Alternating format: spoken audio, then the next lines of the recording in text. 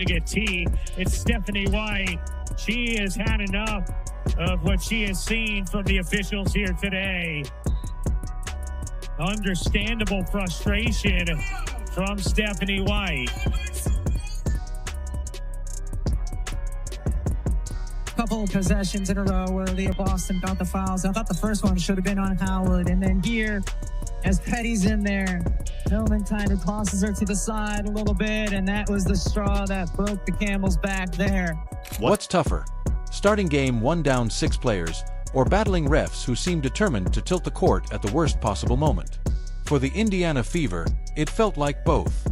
Against the Atlanta Dream, frustration boiled over, and when Stephanie White let the officials hear it, she picked up a technical for voicing exactly what fans were already shouting from their seats.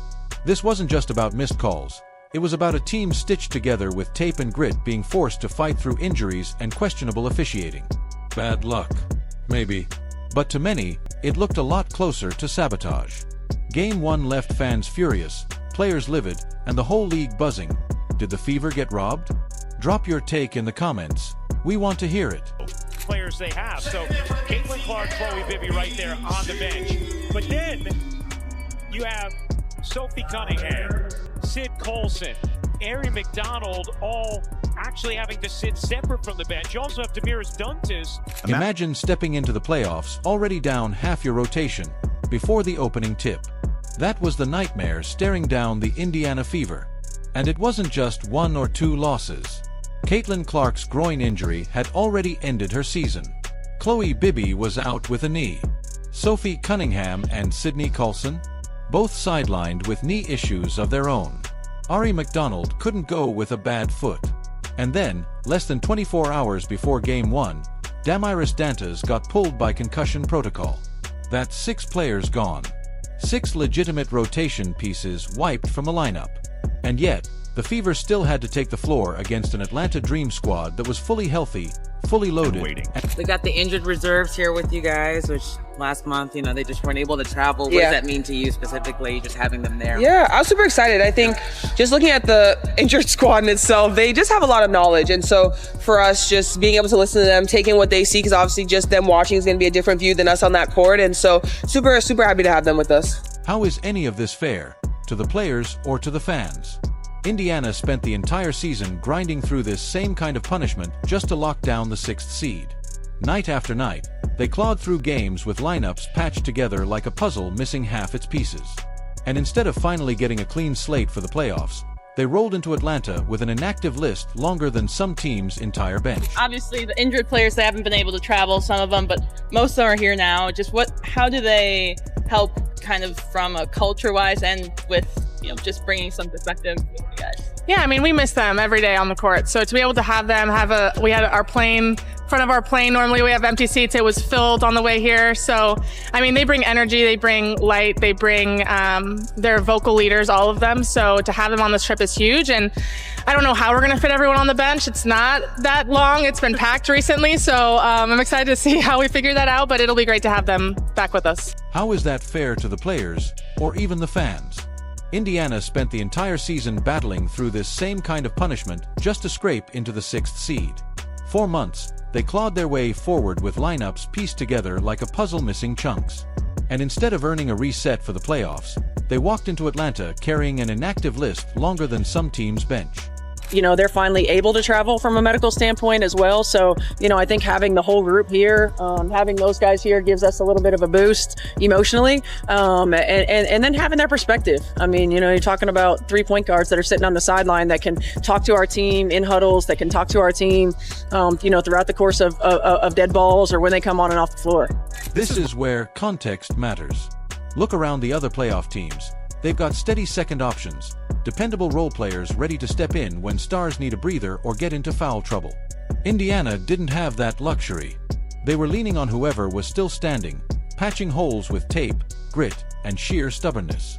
And still, for the 2nd straight year, they made the postseason. That alone screams resilience. Sophie Cunningham probably summed it up best without even meaning to. Stuck in knee rehab, she joked she was basically part of the medical staff now. A throwaway line, but it captured the absurdity of the season. A starter turned sideline motivator, cracking jokes to keep spirits alive while knowing she should be out there draining shots.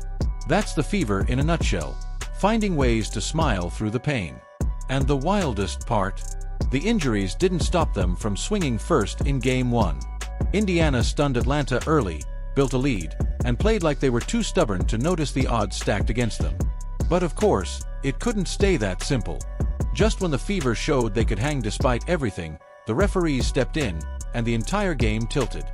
What the referees did, and I know why Stephanie White got a technical foul. Any coach that had to watch their team work so hard all season long, play through every single injury, and the reason why they had so many injuries is because of these referees. Every playoff game has its swings, but nothing kills momentum faster than a whistle that doesn't add up. Indiana came into Atlanta carrying the weight of 6 injuries and still threw the first punch. They stormed out to a 15-6 lead, with Kelsey Mitchell knocking down shots and Aaliyah Boston owning the glass and locking down the paint. The Fever looked fearless, like a team refusing to let a short-handed roster define them. For a moment, it felt like the unthinkable was in play, a battered roster threatening a fully healthy dream squad. But then the whistles came, and the officiating slowly drained the life out of the game. Ryan Howard just falls down, but it's a foul. Like, this is ridiculous. Look at this. Kelsey Mitchell. They don't even let the Fever play defense because she's associated with Caitlin Clark. Look at this one. Another foul where nobody touched him. So they lost the timeout, and they lost their challenges for the game because the referees can't do their job. Indiana's early rhythm was shattered by whistles that seemed to come out of nowhere. Defensive stops that should have sparked fast breaks instead turned into free throws for Atlanta. Clean contests were whistled as fouls. Mitchell and others fought through screens to deny the dream open looks, only for the play to be stopped and flipped by a call that made no sense. And it wasn't just one mistake, it kept happening, bleeding away the urgency Indiana had built from the jump. The refs had taken control. Take Lexi Hull, for example. Everyone saw the sequence. She gets elbowed in the face, yet somehow the foul is called on Brianna Turner. Then, as Hull turned to run back on defense, she was hit with another foul, one the officials even considered upgrading after review. She became the prime target of these phantom whistles, later tagged with a foul on Ryan Howard despite being in perfect position and making no illegal contact. Coach Stephanie White was forced to challenge the call, and the replay showed what everyone watching already knew: there was no foul. But here's the kicker. She had to burn that challenge in the first quarter. By the second, both of her challenges were gone, spent just to keep her team from being buried under officiating errors. White admitted afterward how frustrating it was to win them so quickly because it proved the refs were flat out missing plays, yet she only had so many tools to fight back. Look at this. Boston gets elbowed in the face by Brittany Griner. Do you think they called it? No. And look at this. Lexi Hall did not touch her. Didn't even touch her. And she gets free throws.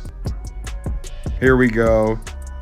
Kelsey Mitchell touched her hip lightly. Meanwhile, Atlanta's physicality went largely unchecked.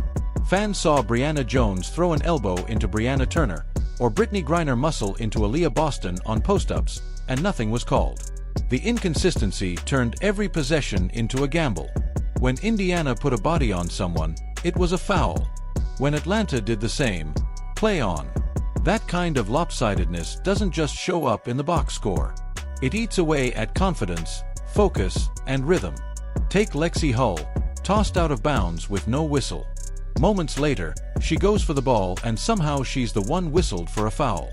Her reaction said it all. Wow. By the fourth quarter, the frustration finally boiled over. After Ryan Howard tugged on Petty without a call, Coach Stephanie White barked at the officials. Their response? A technical foul, for voicing the same anger every Indiana fan was already yelling at their TV.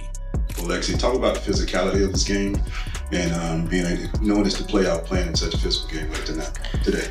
Yeah, I mean, I think we knew coming in, it's playoffs, it's going to be physical, and we're going to have to learn how to play with that, especially this team is inherently a physical team. So for us, knowing that's the case and being able to respond, I think there's things that we're able to watch and film on how to handle that better, not letting the refs determine, how that physically is impacting us, but just continuing to play through that.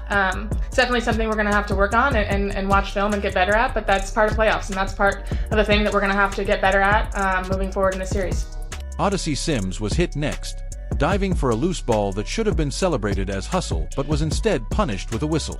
The arena buzzed with confusion, and the Fever bench looked rattled. Then came the surreal moment. Caitlin Clark, sidelined but courtside, stepping in to calm her own head coach. An injured sophomore holding back Stephanie White, who had clearly seen enough. Atlanta fed off the chaos, turning it into a third-quarter surge that stretched the lead into a mountain Indiana couldn't climb. And when the final buzzer sounded, the headlines weren't about how the Fever's stars battled. They were about the officiating. Fans were left asking the same question: did Indiana lose to the Dream or to the referees? But here's what matters most. Despite the chaos, despite the whistles, despite everything stacked against them, the Fever never stopped swinging. And that fight is the heart of their story.